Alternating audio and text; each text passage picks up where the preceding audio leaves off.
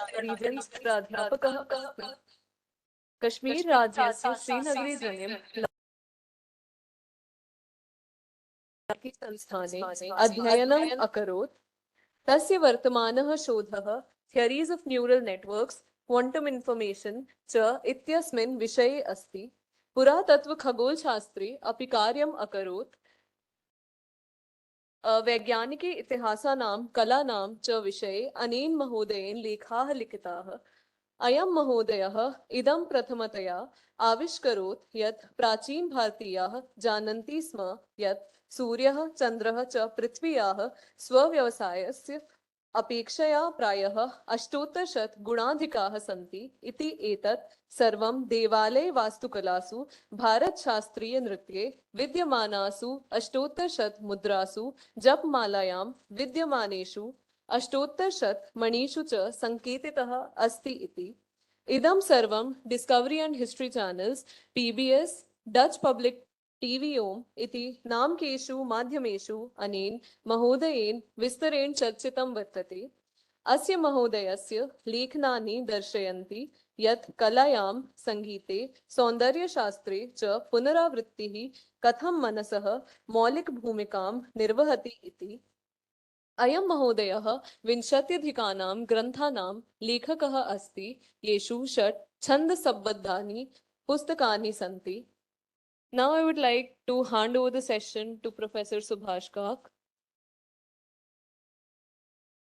Thank you. Namaskar and greetings to everybody. We request you to please start. Namaskar and greetings to everybody. I'm very grateful that I have this opportunity to speak to you on IKS and Frontiers of Science. IKS, Indian Knowledge Systems. What could be there about the Indian knowledge system which sets it apart from what the main train of discovery over the past couple of 100 years has been, and which would give it a very unique place at this particular time, and that's what I'm going to be discussing. First of all, there are two aspects to IKS and its significance for our times. One is that it has already had a tremendous amount of importance or impact on the flowering of science over the past couple of 100 years. And I've written on it, and you can see it either on my Medium channel. I have a paper called The Indian Foundations of Modern Science, or my recent book called The Idea of India, where you will see a lot of material. And very briefly, the foundations of computer science, as we know, modern mathematical logic, has its antecedents in Navya Nyaya and the mid-19th century English scholars who came up with mathematical logic apparently were aware of it. And we also know that the very basis of quantum mechanics, which is the deepest theory of physics there is, the creator of quantum mechanics, Erwin Schrödinger himself, indicated in his autobiography that the idea came to him from the Upanishadic Mahavakya, I am Atma Brahma, the idea of superposition, which is central to quantum mechanics.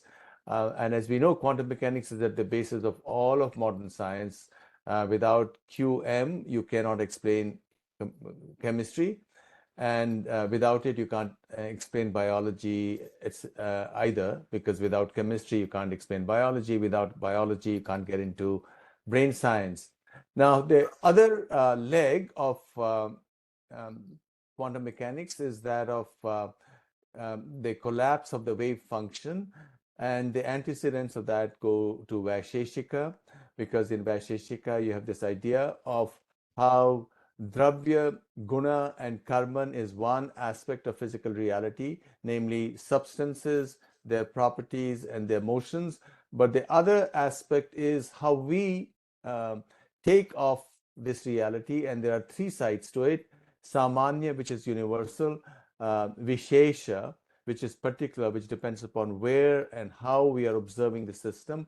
And the third is the samavaya, which is the interaction of our cognitive system with the physical universe, which is what is the second aspect of quantum mechanics. So this is all wonderful.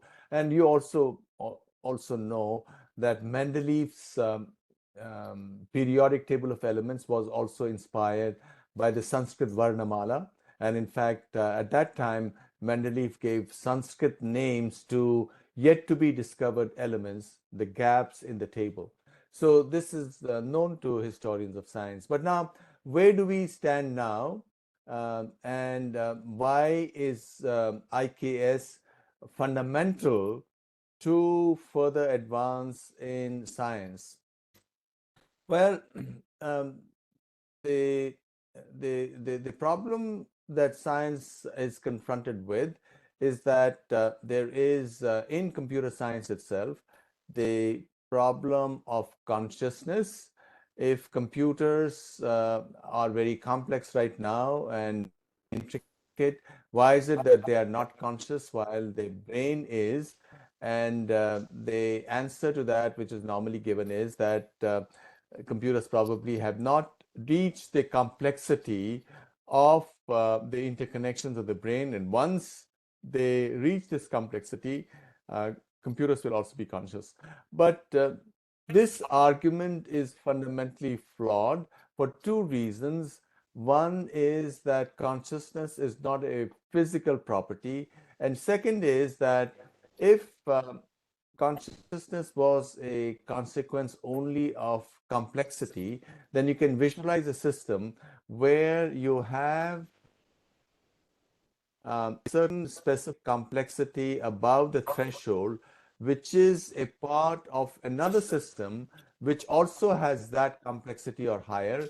And that would mean that you would have a conscious agent within a conscious agent, which is logically an impossibility. So this tells us that the idea that that consciousness is a computational property is erroneous. And this brings us back to the Vedantic idea of consciousness, which is that it is para.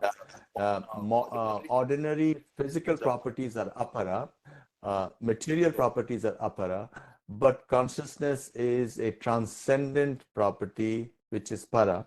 And therefore, what it tells us is that the search for conscious machines which go beyond AI would or can be informed by the insights that we have from Vedanta, whether you are considering it from classical Vedanta or the Kashmir Shaivism aspect of Vedanta, where, as we know, the distinction is very, very simple and only from the perspective of the observer.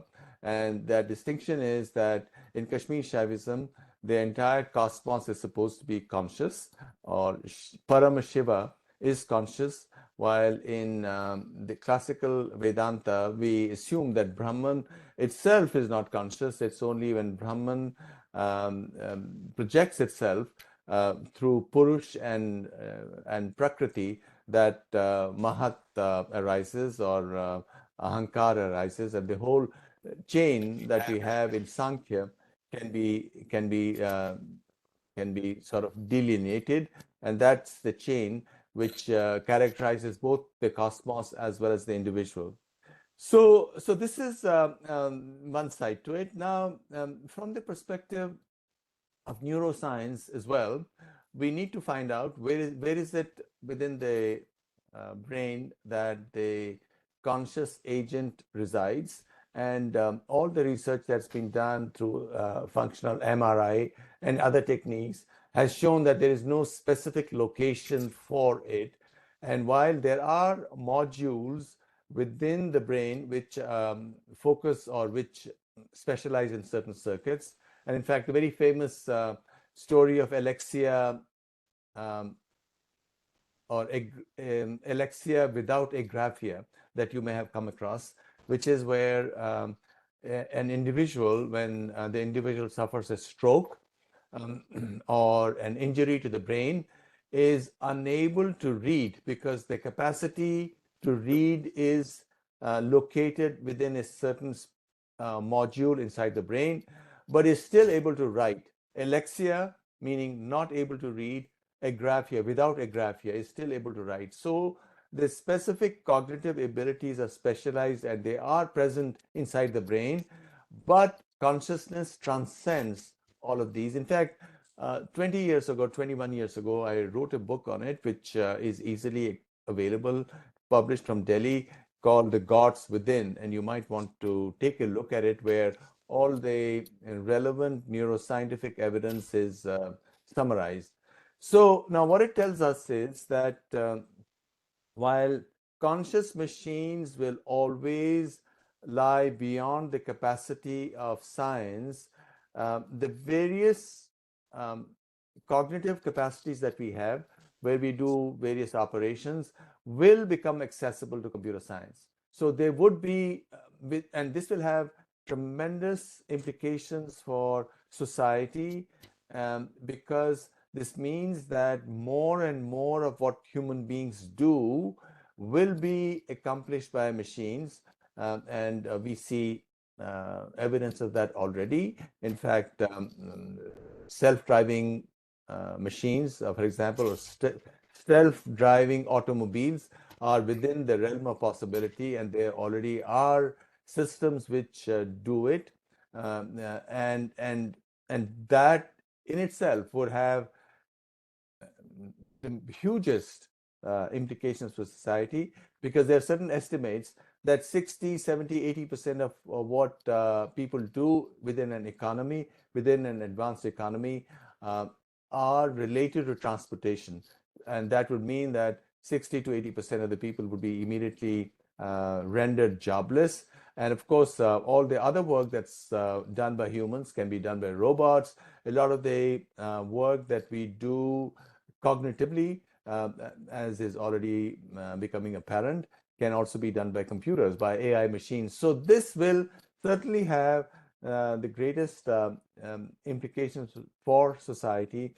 But this is where Vedanta and other sciences from within the tradition, from within the Indian tradition, would be able to show the way as to how to navigate for a society and for leaders of society. Now, as we know, the Vedas themselves are called Atma Vidya, that is science of consciousness, and consciousness is at this particular point the very frontier of physics and neuroscience.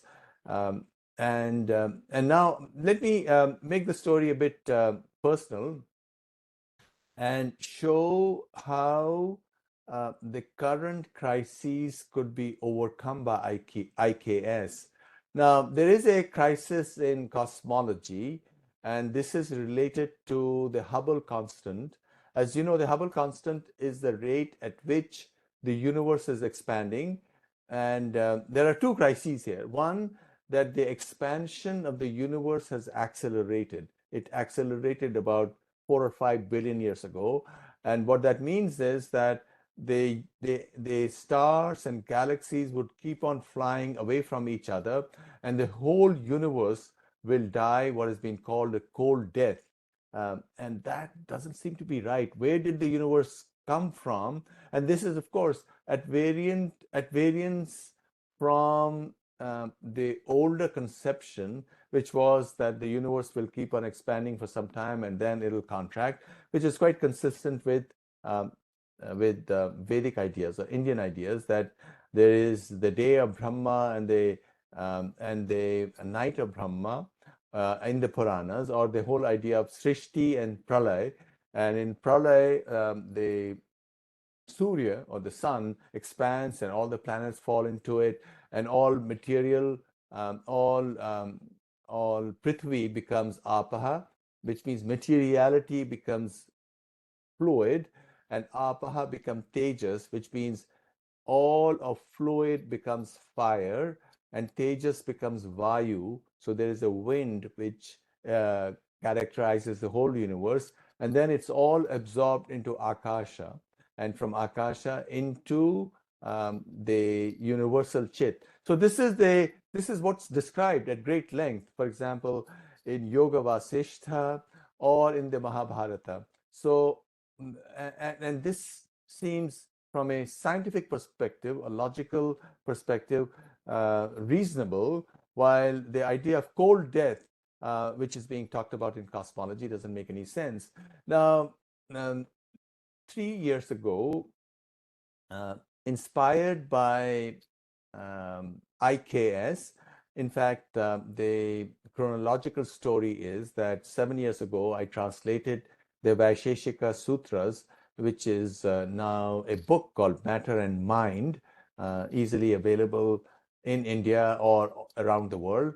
I was struck by the idea that you have Akasha, of course, the Pancha Mahabhutas, you have Akasha, but from Akash, you also have Dik and Kal. There is a distinction.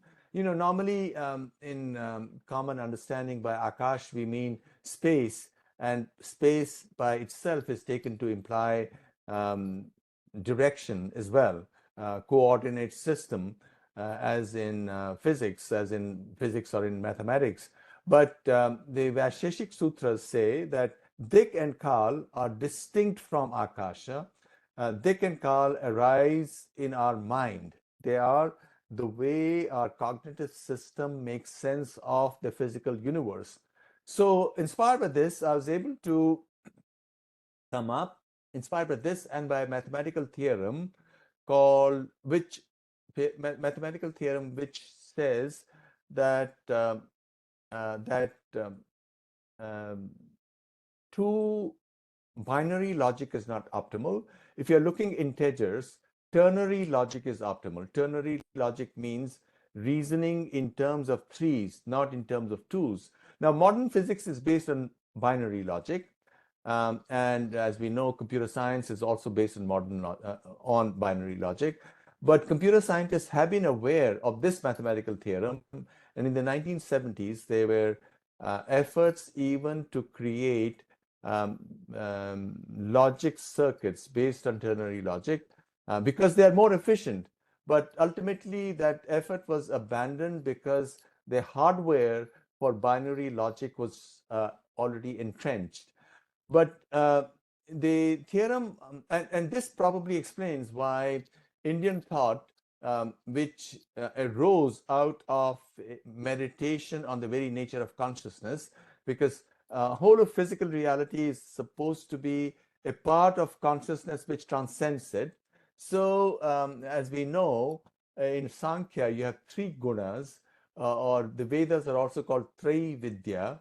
And in Ayurveda, for example, you have three doshas. So this idea of triplicateness or trayi is fundamental. And in fact, in the Gayatri mantra itself, you start with bhu bhuva swaha, or the body, the interchange forces, and consciousness, or earth, atmosphere, and the sun. So this triplicateness is fundamental to IKS.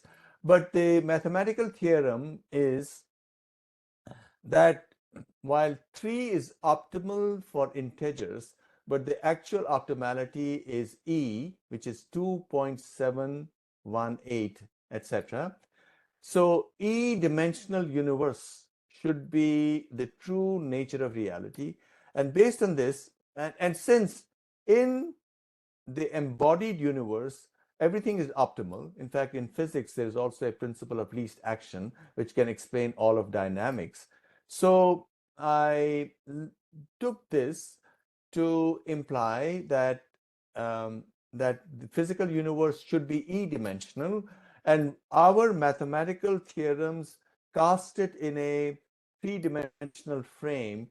And doing this, I was not only able to explain the origin of gravitation, for example, but also solve a fundamental paradox in cosmology, which is that looking at the physical cosmos from the perspective of uh, microwave radiation, which is a remnant of the Big Bang, and from the perspective of the direction, the rate at which distant stars are receding from each other, you get two different values of the Hubble constant, and you are able to resolve them if you assume or if you take the physical universe to be e-dimensional. And in fact, the difference between the two rates is 0.9, because if the physical universe is e-dimensional, then along one direction it'll be 3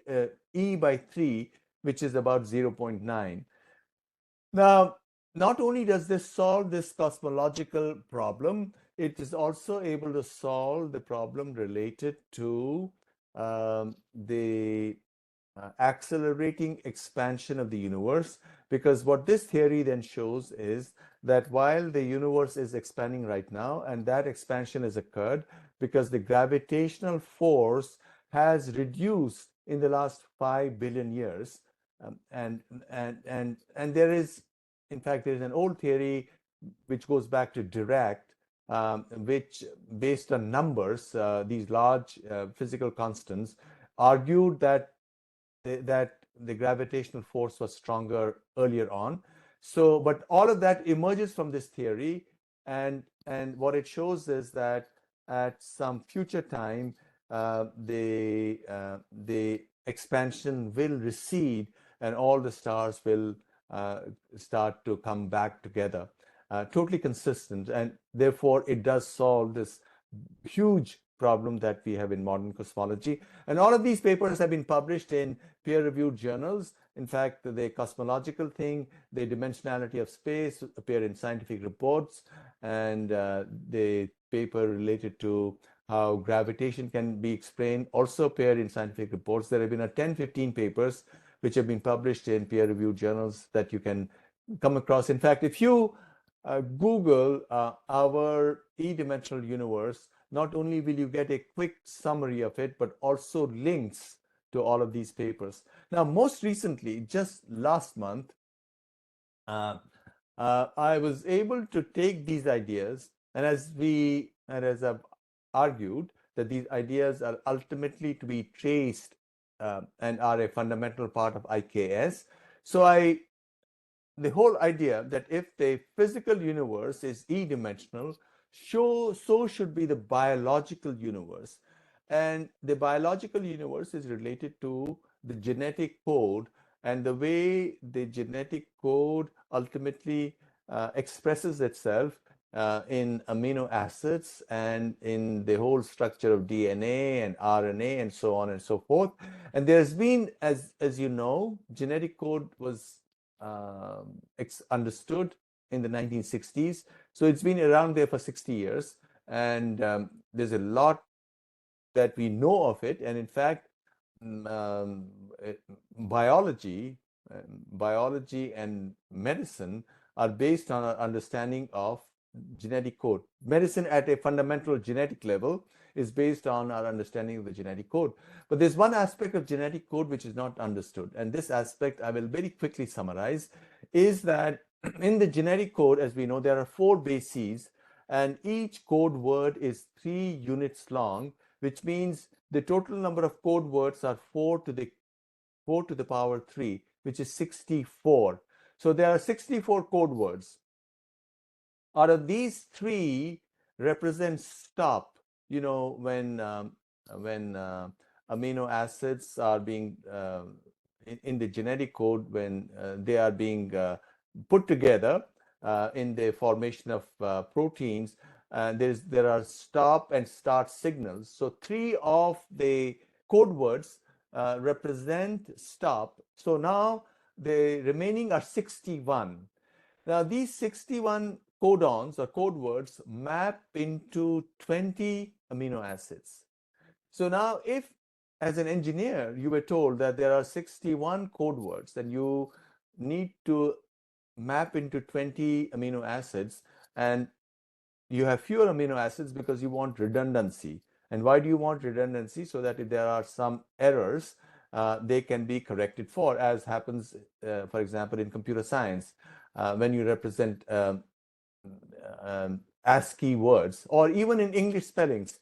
If a letter is in a word, is missing or is misspelled, you can, in most cases, still able to make sense of the word, so long as the number of errors is small. So this is what is called redundancy within the spellings, and you also do it in computer representation. So let's go back to the genetic code. You have 61 code words and 20 amino acids. So if you were to design it perfectly, you would imagine that you would need about 3 codons for each amino acid, right? About 3. 61 by 20 is 3. But in reality, there are some amino acids which have only one codon assigned to it, and there are some that have as many as 6 codons assigned to it, which seems very bizarre.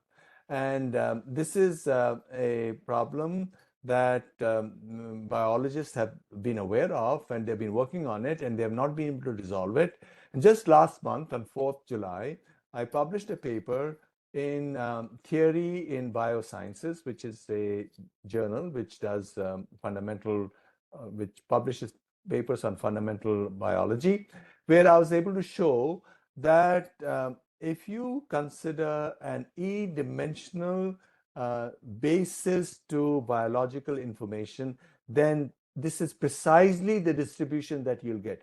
We get exactly the distribution that is found in nature. And there are additional papers that will be coming in the next few months, which explain other aspects of the genetic code and the chromatin, for example, where all of the genetic information is coded in the cell.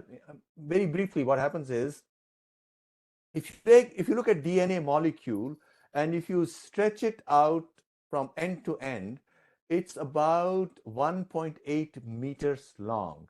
1.8 meters long. But all of this DNA is physically encoded in the nucleus of the cell, and the diameter of the nucleus of the cell is 6 micrometers, which is 0.000006 meters. That's very small. So what happens is that this DNA gets wrapped around histones, which are certain proteins, and then wrapped again and again, and it's able to express itself in a form which is self-similar or fractal. In fact, one property that emerges out of e-dimensionality of the universe is fractality. Fractality means similar behavior to different scales, which we know of physical cosmos also. You have galaxies which have the same shape as a spiral shape, and that spiral shape is to be found, for example, in flowers or in physical structures. So you have similar structures across different scales, and you have that property also in chromatin, which is the nucleus of the cell. Now, just imagine, what is the fractal dimension of chromatin? And this is a paper which is going to be published. It's already in a preprint server.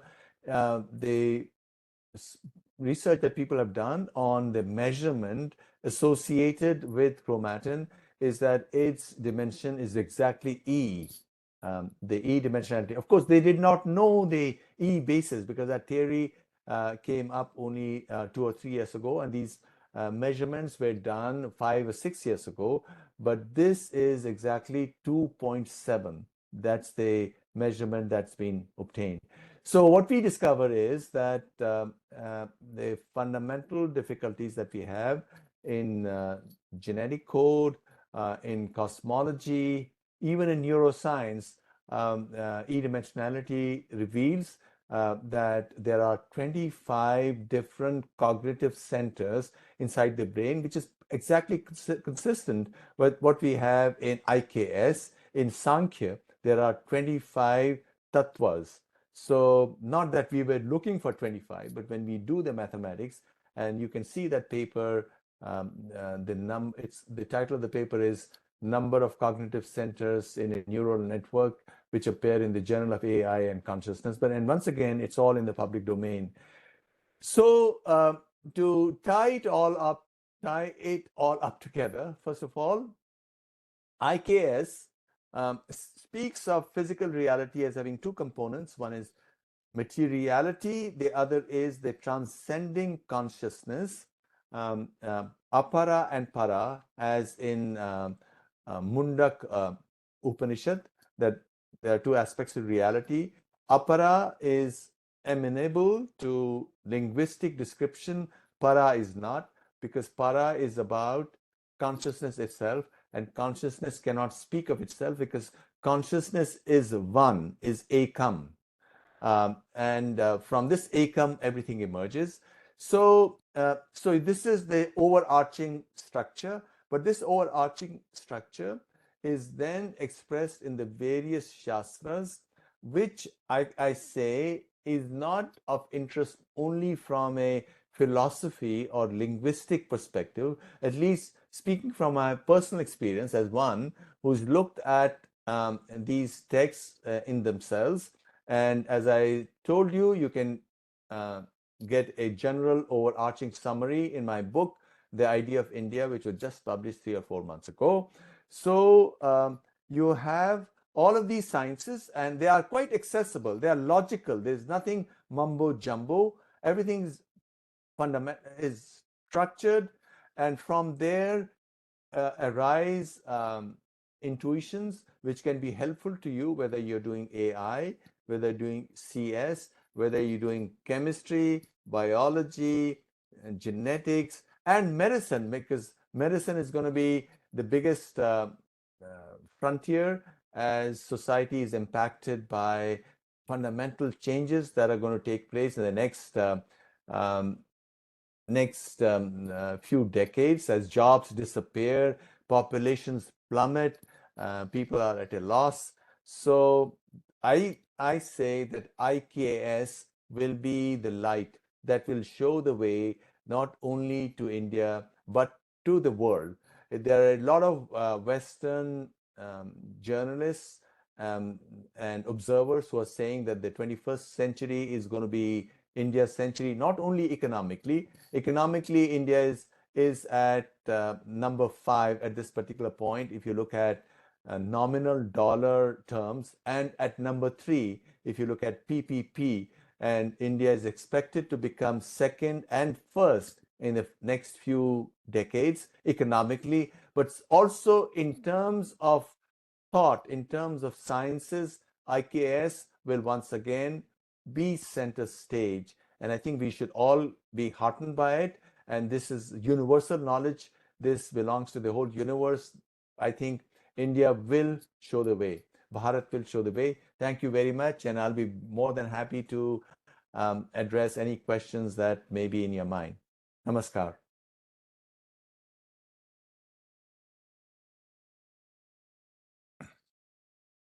Thank you so much, Prof.Subhash Kak. Now, Thanks, Subhash. Does anybody have any questions for the speaker? we have Professor Rama Subramanian, Professor Michelle Delino, many other dignitaries in the audience, and they're conveying their regards to you. Right, it is around here. Namaskar, everybody. Very happy that. I wanted you, or even statements of things. How to connect it with IKS. So what was not clear to me was, we were saying that we can teach of and how do you link it with IKS of Anilji, can you, it wasn't very clear. If you can repeat that question to me, Anilji, I'll be. Yeah, so my question is, so you were saying that there are two views, either the universe can have a cold death, or it can revert back as we are talking about in our philosophy that pralaya. Now the question is, you were saying that we could conceive of the universe to be e-dimensional, And then if we divide by 3, you have, I mean, you were trying to say 3 and so on. But my question is, so how do you connect this e-dimensionality with IKS? And Okay, I got the question. The question is, how do we connect e-dimensionality with IKS? And as I was, rather quickly went over it, the whole idea of e-dimensionality came to me from my study of Vaisheshik Sutra, where a distinction is made between physical universe, which is determined by Dravya, Guna, and Karman, right? That all the properties that we have of the physical universe should be obtainable from materials or particles, if you will, their properties and their motions, which is perfectly logical. That is the fundamental premise on which physics ought to be based and is based. But what we get from it is based on our cognitive system and our place in this universe, where from where, depending upon where we are based, we have universal, which is samanya, or particular, which is vishesha, and the interaction between us and the physical universe. So this is the overarching understanding. Now, Vaisheshika also tells us that you have akasha, and then you have dik and kal.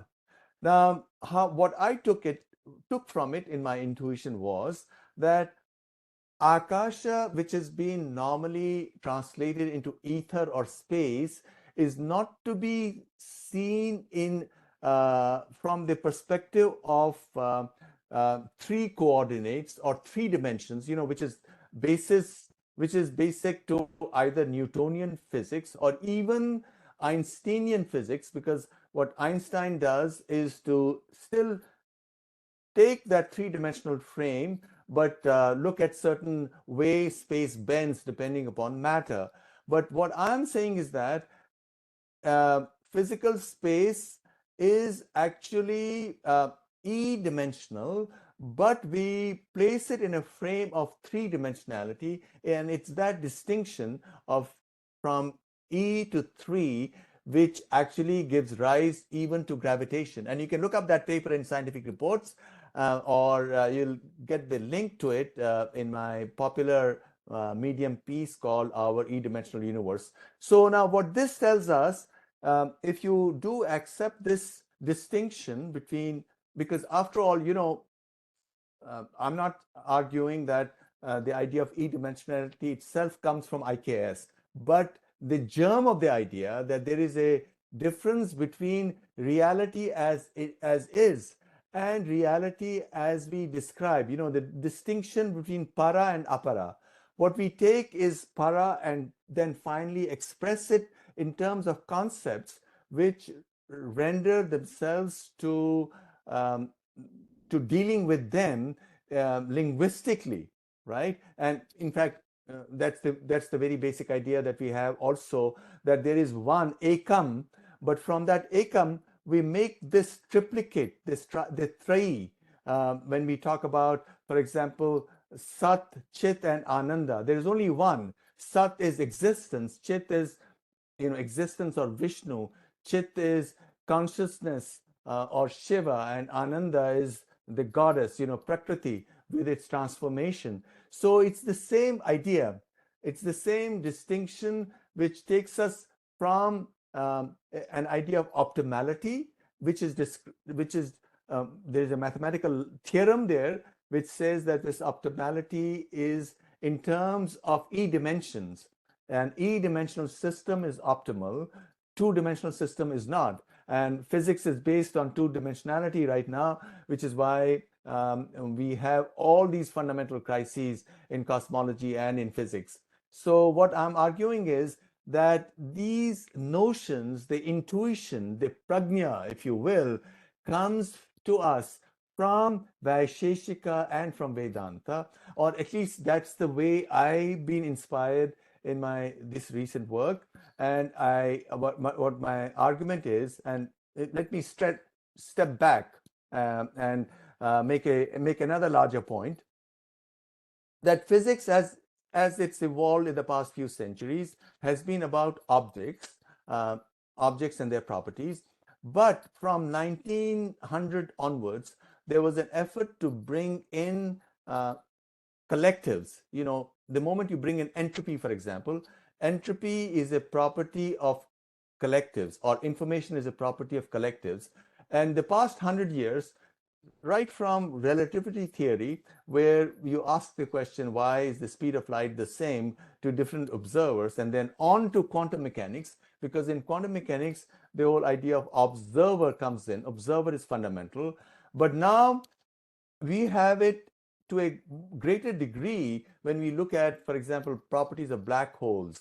You know, what is the information associated? Where does information go? The information paradox and so on. And talking of information is to talk of mind, because information is a property of a mind, which is to bring in consciousness through the back door. And ultimately, IKS will be central to solution of problems in biology and physics and neuroscience, because we have to bring in consciousness more and more into the scheme, which is, or ultimately to summarize, reality has two aspects, either from bottom up, which is in terms of particles and objects, or top down, which is from the perspective of consciousness. And there should be a proper balance between the two. And right now, and this happened especially after the Second World War, because if you look at the great creators of quantum mechanics, such as Schrödinger and Heisenberg, and even von Neumann and others, they were all in agreement with the interpretation of QM, which is the orthodox Copenhagen interpretation of quantum mechanics, which is where consciousness and materiality are two aspects, just like two sides of a coin. Reality has two aspects, but after that, after the Second World War, there was a kind of a reaction in the Anglo-American world where attempts were made to take the observer out, or explain the observer also from the perspective of objects, as in the many worlds interpretation of quantum mechanics, which has come to naught. It's not been successful at all. And a overwhelming majority of physicists believe in the Copenhagen interpretation, where consciousness and materiality are two aspects, and that is really IKS. IKS, because this was derived from Indian ideas, or at least, let's say, inspired by Indian ideas. But as philosophers of physics have said, QM is completely consistent with Vedanta. So we need to bring Vedanta more center stage, and from a practical perspective, it can be brought more center stage, where we can play with information or collectives, because that's where consciousness gets manifested. And my own research in the last 2 or 3 years in this field on e-dimensionality of the universe is one effort, and perhaps there could be other efforts that I invite all of you who are listening to do, because I'm quite convinced that will help take science forward.